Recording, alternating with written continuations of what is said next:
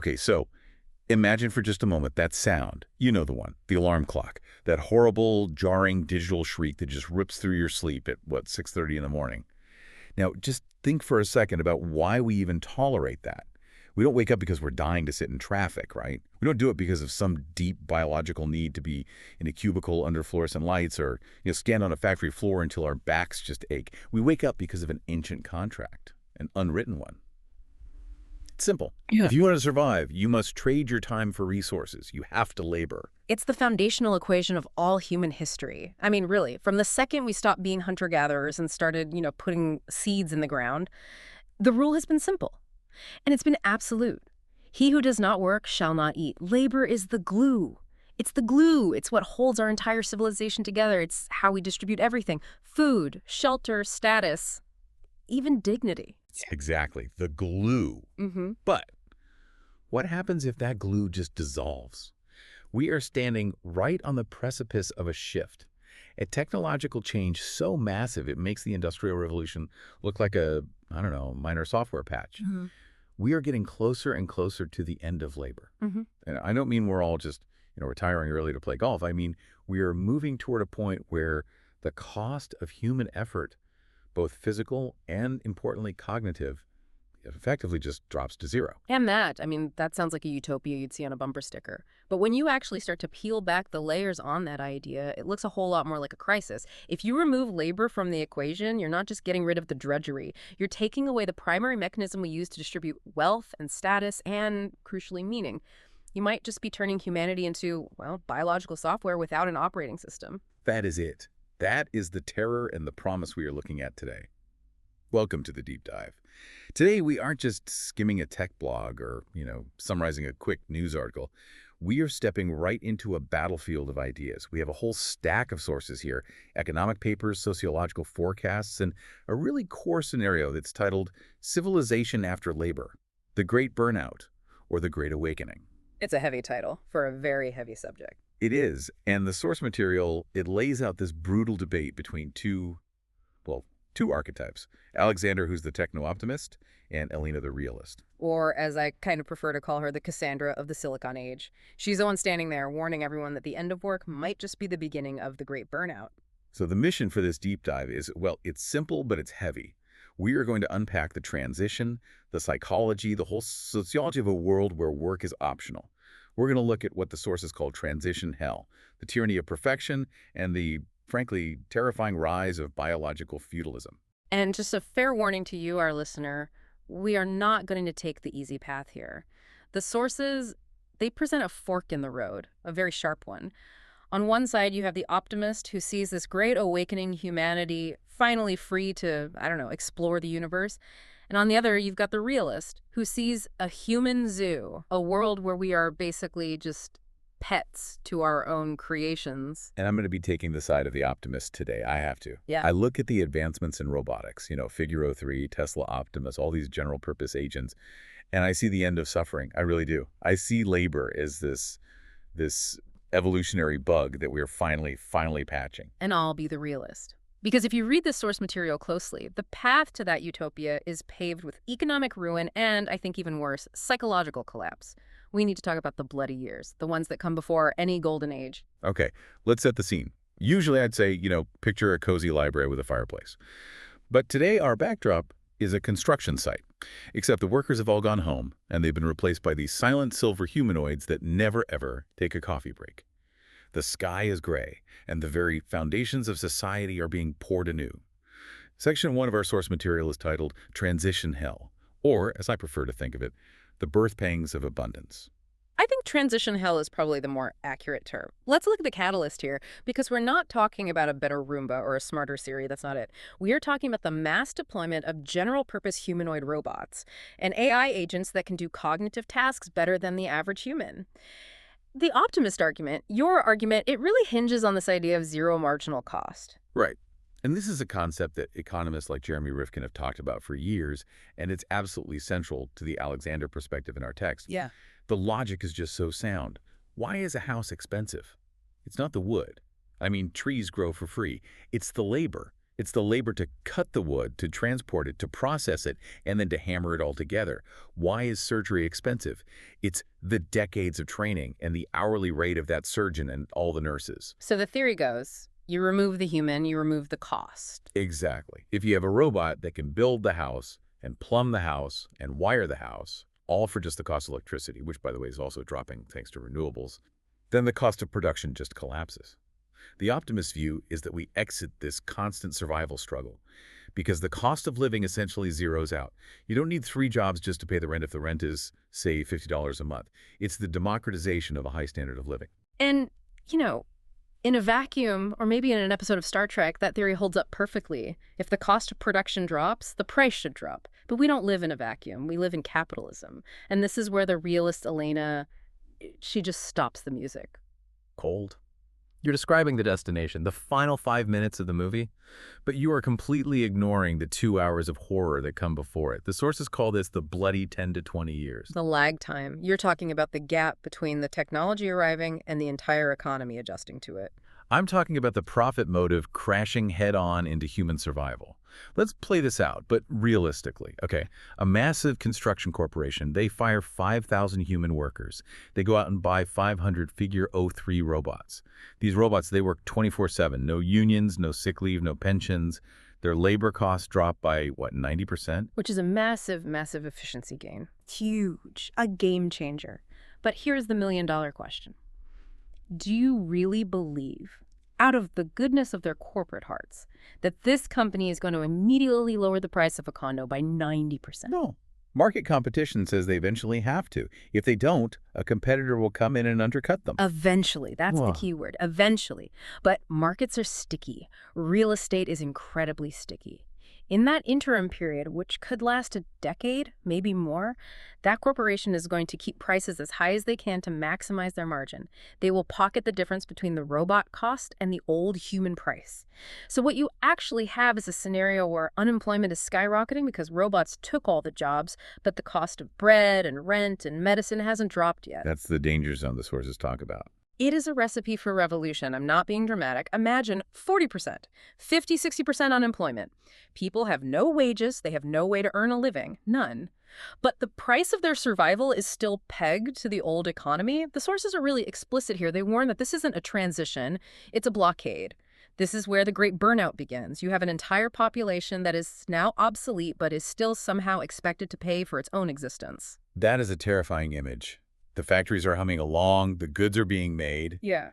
but the people are just starving outside the gates. Precisely. And the Elena perspective in our source material, it really emphasizes that the landowners and the patent holders, the IP holders, they become gods. And the laborers, they just become surplus, a human surplus. Okay, so this is where the debate on universal basic income, or UBI, it has to enter the chat. It's the only way out.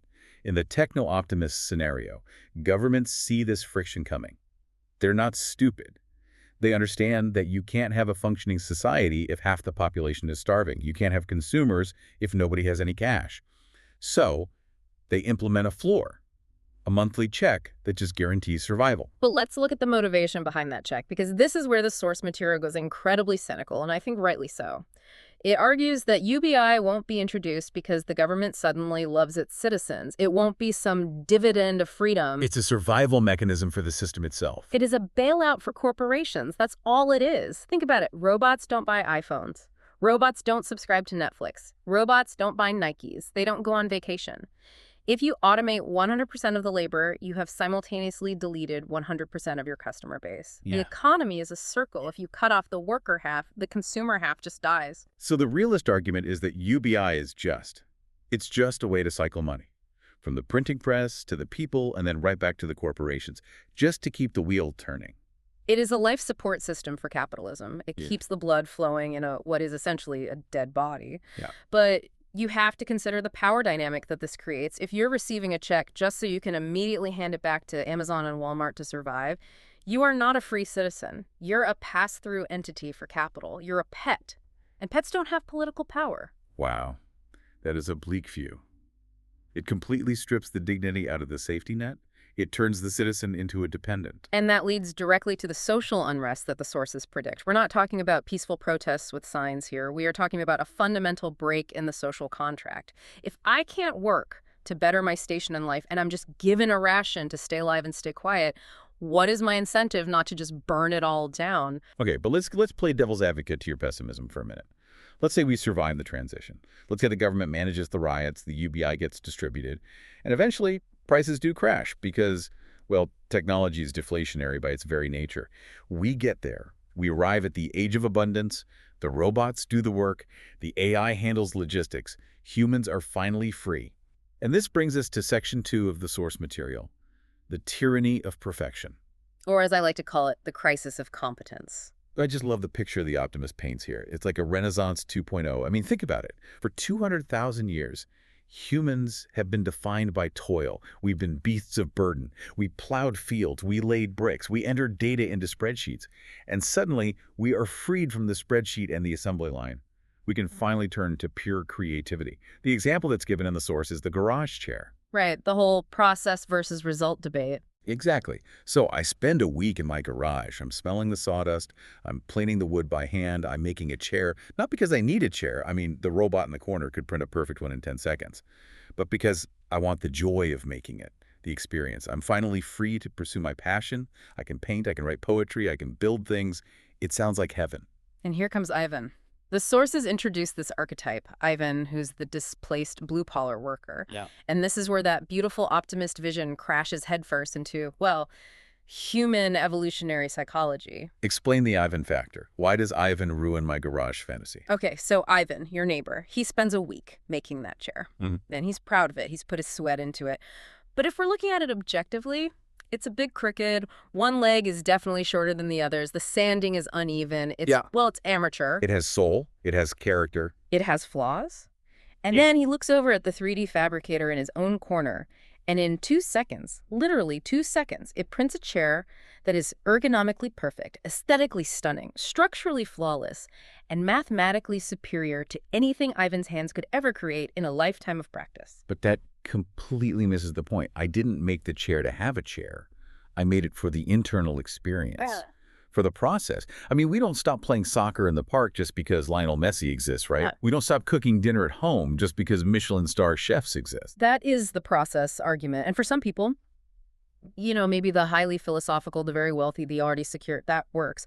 But the source material argues that for the vast majority of people, especially people like Ivan, who derived their entire self-worth from their competence from being useful, this is psychologically devastating. Why? Why so devastating? Because we are comparative creatures. It's just baked into us. We don't just want to do things. We want to be good at them. We want to be valuable. We want to be needed. When you realize that you are forever second to an algorithm, that no matter how hard you practice that guitar, no matter how many hours you spend painting, the machine will always be faster, more creative, more precise. It just kills the motivation to even start. The source uses a very strong term for this. It calls it psychological castration. That is an incredibly heavy term. Psychological castration. But is it wrong? We are creating a world of optional people. Yeah.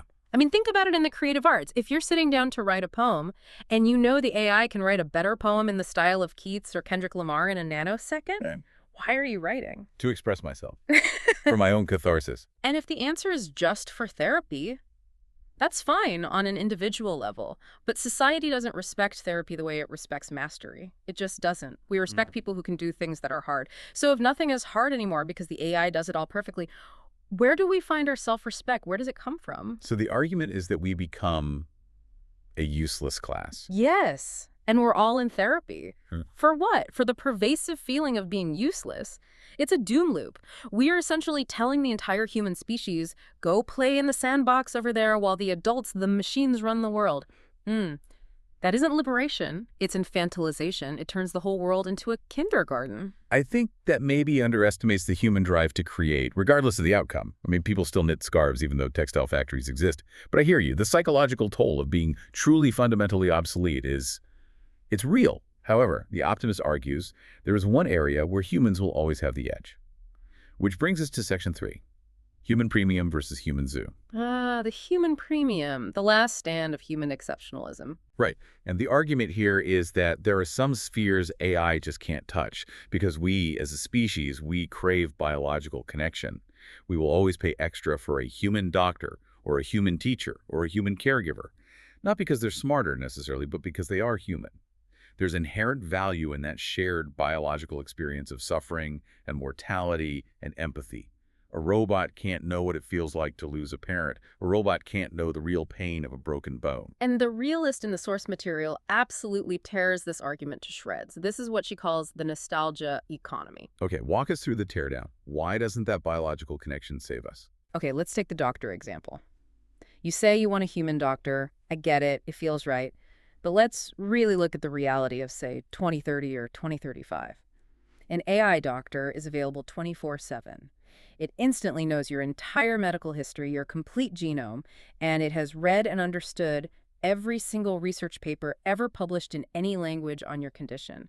It monitors your vitals in real time. It never gets tired. It never gets irritable. It never has a hangover. And it never, ever forgets a symptom from your past. Okay, so it's objectively better at the science of medicine. There's really no debate there. It is objectively superior in every measurable way. Now, contrast that with a human doctor. She's exhausted. She's on a 12-hour shift. She might miss a subtle clue in your blood work because she's thinking about her divorce or her kids' grades. She costs $200 an hour. The AI costs pennies to run. So the realist asks a very simple question. Why, logically, would you ever go to the tired, expensive, error-prone human? Empathy. I want someone to hold my hand when I'm scared.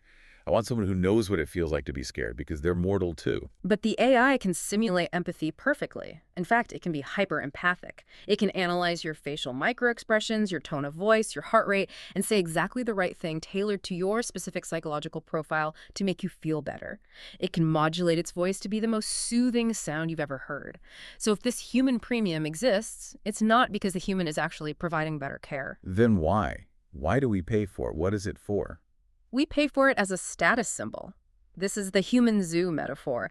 The source uses the analogy of the horse. We used to use horses for labor, right? For transport, for plowing fields. They were essential. Then the car and the tractor came along. And now we keep horses in parks or for those carriage rides in the city. We don't use them because they're efficient. We use them for the aesthetic, for the nostalgia, for the performance of an older time. So keeping a human waiter or a human doorman is exactly like keeping a horse for a carriage ride. It becomes a flex for the ultra-rich. Look at me. I can afford a biological human to bring you my wine, even though the robot in the kitchen could do it faster and without ever spilling.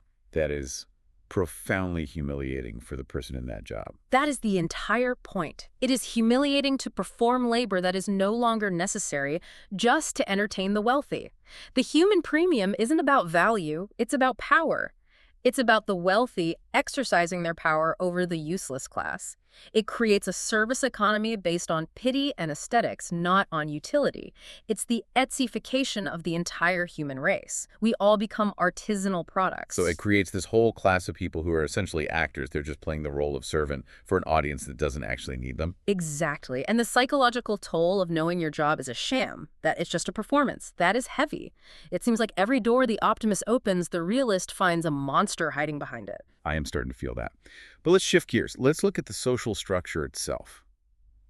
If money loses its meaning because everything is basically free and labor loses its value, how do we even organize society? How do we determine who is successful?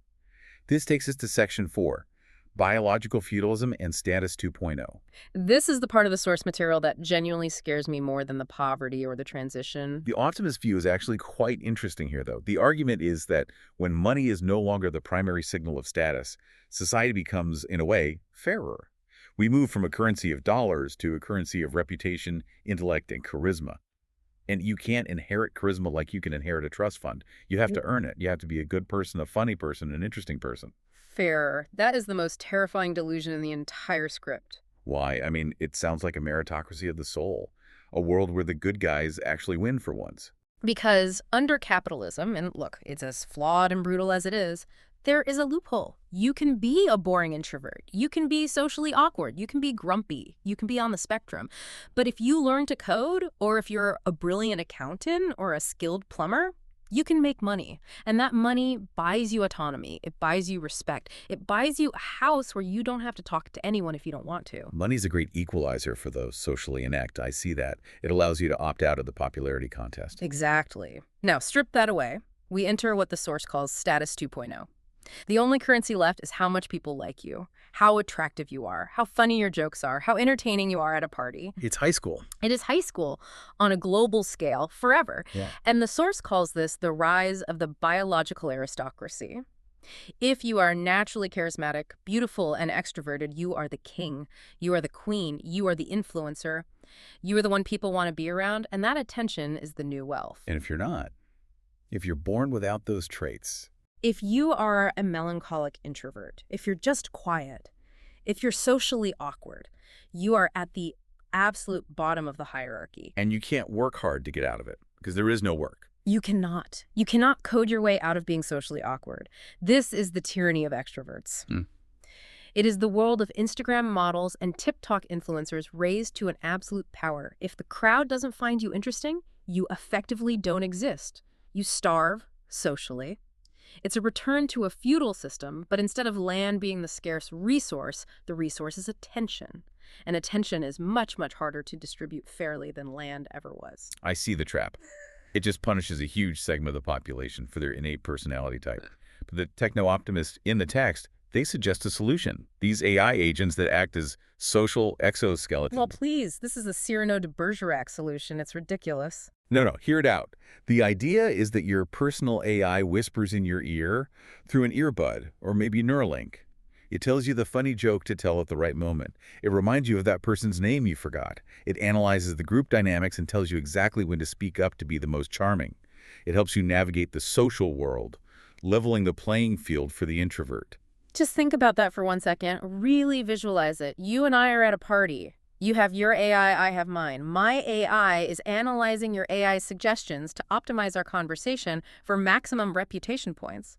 I'm not really talking to you. My bot is flirting with your bot. But it's just a layer of assistance, like wearing glasses for bad eyesight or a hearing aid. It's the theater of the absurd. It is a digital masquerade ball. We are not connecting. We are prompting our digital avatars to perform the act of connection. It doesn't solve biological feudalism. It just masks it with this thin layer of synthetic charm. The underlying reality is still there. If you, the biological entity, are not high status in your DNA, you are a second-class citizen in a world without money. It creates this deep, gnawing inauthenticity. Am I laughing at your joke or your AI's joke? Do you like me or do you like my algorithm? It just dissolves the self into a composite of prompts and responses. It does, and it leads to a profound loneliness, I think, even in a crowded room full of friends. Which brings us to the deepest question of all, really. If we strip away the labor, and we strip away the economic utility, and we strip away the career as an identity, what is actually left? Section 5, the crisis of meaning. The school of being. The optimist in the source material pivots to education here. The argument is if we stop teaching kids how to work, because the robots are doing all the work, we have to start teaching them how to be. Which sounds lovely on a university brochure, doesn't it? It does. But think about it seriously. The curriculum shifts completely. It shifts to philosophy, to self-knowledge, to attention management, art appreciation. The goal is to evolve from a species that just survives to a species that explores. We become explorers of the inner world and the outer universe. We replace ambition with curiosity. We stop asking, what do you do for a living? And we start asking, who are you? That assumes that humans want to be explorers. It assumes that without the external pressure of starve or work, people will naturally gravitate toward reading Aristotle and studying astrophysics. You don't think they will. You don't believe in the innate curiosity of the human spirit. I look at the data. I look at human nature. I look at what people do on their weekends right now with the little free time they have. The crisis of meaning argument suggests that without the structure of work, without the external validation of a job well done, the vast majority of people will not choose the hard path of self-discovery. They will choose the path of least resistance. The dopamine loop. Exactly. We are biological machines. We're designed to conserve energy. The drug of the future isn't necessarily a chemical. It's the perfect AI-generated entertainment loop, VR simulators, hyper-personalized video games that know exactly what you want. Why would you struggle to learn to paint, which is hard and it's frustrating, when you can just enter a VR world where you are already the greatest painter who ever lived. Why climb a real mountain with all the risk and pain when the virtual one gives you the same rush without the risk of death? Precisely. So the real danger here is that we seduce ourselves into a coma. We create a pleasure trap so perfect, so tailored to our every whim, that we never leave it. It's the Wall-E scenario. Everyone in their floating chairs. It is, but I think it's psychologically darker than that. It's not just getting fat on a floating chair, it's getting spiritually hollow. It's the ennui of the aristocracy applied to 8 billion people. When you have everything, you value nothing. The source suggests we would need something like a new religion, or at least a very harsh secular ethics code, something to socially force people to get out of bed in the morning. Because without need, motivation just collapses. If you don't have to do anything, why would you do anything? We might need to invent artificial hardships just to keep ourselves sane. We might need to create fake work just to feel the satisfaction of finishing a task. But isn't it worth the risk? This is the optimist's final plea in the source. For 200,000 years, we have been slaves to our stomachs. We have hunted, we have gathered, we have farmed, we have clocked in. We have spent 90% of our waking hours just trying to stay alive. For the first time, we have the chance to see what humanity actually is when it isn't desperate. And that is the Great Awakening argument in a nutshell. Yes. Is it not worth trying to live a life that's finally free from the shackles of need?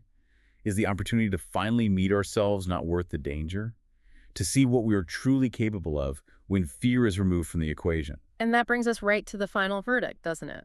Let's summarize the battlefield. We have these two competing visions. The optimist says, look, the transition will be bumpy, but we're heading toward a world where cost is zero, creativity is finally unleashed, and we learn to be human rather than just do labor. And the realist says, the transition will be a bloodbath of inequality because those who own the robots and the AI will not share. And the destination is a world of psychological castration, where we are pampered pets to our own creations, trapped in a superficial hierarchy of status, drugging ourselves with digital dopamine just to forget that we are utterly obsolete. I want to believe in the optimist. I really, really do. I want to believe that when the work finally stops, the life actually begins. And I just worry that the work was the life, or at least it was the scaffolding that held the whole life up. And if you kick away that scaffolding, does the building stand on its own, or does it just collapse into a pile of rubble? The source material leaves us with this one truly haunting question, a thought for you to take with you as you unplug from this deep dive, and we'll head back to your job while you still have it.